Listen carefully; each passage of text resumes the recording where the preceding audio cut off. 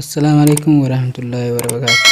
Akkam jirtan hordoftoonni keenyaa fi kabajamtoonni keenyaa irraas waan haaraan isiniif qabadda dhufe aappii feesbuukaa irra seennee akkamitti maqaa feesbuukaa jijjiirraa iimoodhaa fi waatsaappii fi kana namni ni jijjiirrata. Garuu feesbuuka hedduu jijjiirrachuudhaaf namni itti rakkata waan san taateef akkaataa agartee har'aan tana aappii feesbuukaa sanatti jijjiirraa waliin ilaallaa jechuudha. Asuma sitingii keessanii seenna. Sitingii keessanii seenne booda setting and privacy bakka itti sananii to'ina eega san to'ina booda akkanatti qocoqaasna add more account bakka itti naannoo dhufa sana maxiyyaa gama gubbaarra jala jiru xarafa jiru kana harka mirgaatiin argamu kana hoggaa takka akkana qocoqaasna ammallee add account bakka itti sana kanatti cinaa qocoqaasna gisee qocoqaasni akkana sarara sadii nu dhufa sarara duraa irratti akkana qocoqaasna ammallee hoggaa kana dhufne maqaa itti katabaddaa jaa duraan maqaa lamaan qabna amma maqaa gaabbu sadiin nu fide sadeenu tokko irraa inneeti maqaa keenya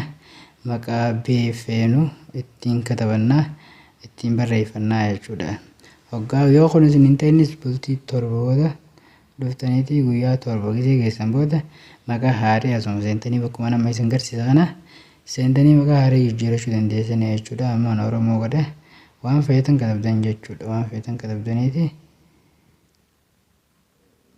Oromoo godina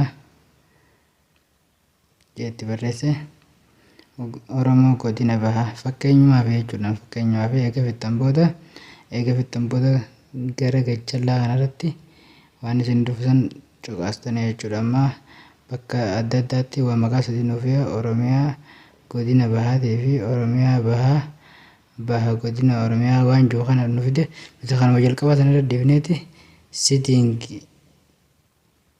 save bakka jiru jalarratti gartee save bakka jiru san to'inaa jechuudha. Save tajaajila san to'ina save changes bakka itti san to'inaa jechuudha. Haalaas nu jijjiirame jechuudha. Haala salphaadhaan jijjiirrannee jirra jechuudha maqaa feesbuuka keenya.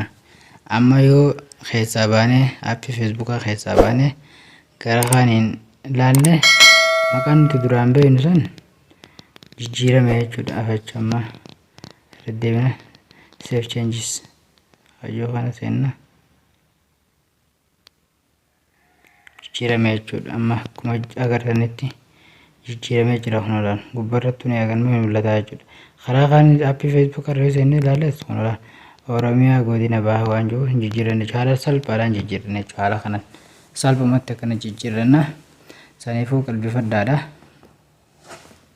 Settingii keessa seentaniituma eega settingii keessa seentan booda settingii and privacy bakka itti sanitti isinii dhufa san booda irra cuqaastan haala salphaadhaan seentanii isiniin jaa waan na dhageeffattaniif hedduu galatoomaa hanga barnoota biraatiin walitti deebintu. Assalaamu alaikum warahmatullahi wabarakatuh jecha warri chaanaal keenyaaf haaraa taatan subscribe like share godhaa warra himaatii taatan kan taatan ammoo koomantiidhaa fi waa hedduun nu gargaaraa isiniin jenna.